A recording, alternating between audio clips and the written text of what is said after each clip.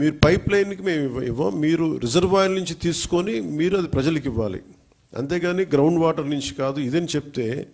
కానీ గత ప్రభుత్వం చేసిందంతా ఏంటంటే, మన అడిగిన పర్పస్ ఏంటంటే, కేంద్ర ప్రభుత్వం ప్రాజెక్ట్ ఇది రిజర్వాయర్ నుంచే తీసుకోమని చెప్పింది.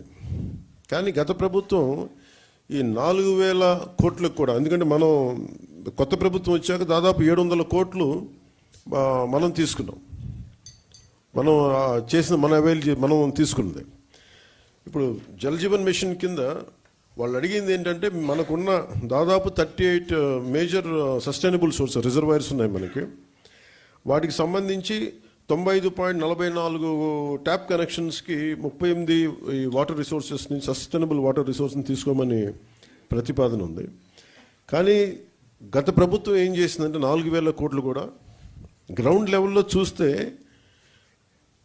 కంప్లీట్గా కేంద్ర ప్రభుత్వం నిబంధనలకు వ్యతిరేకంగా చేశారు.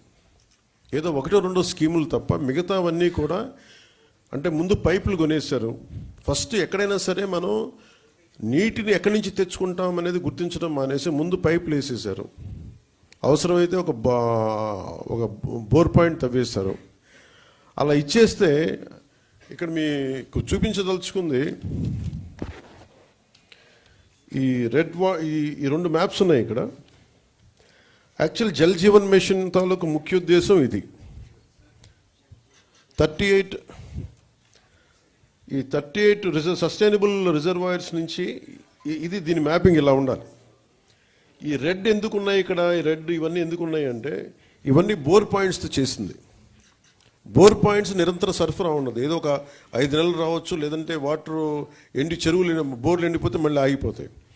సో ఇట్లాగా వీళ్ళు 4,000 కోట్లు ఖర్చు పెట్టినా కానీ వాస్తవానికి అవేవి పనిచేసే పరిస్థితిలో లేవు. సో దిస్ ఇస్ 4,000 కోట్లు దుర్వినియోగం అయిపోయినట్టుగా మనం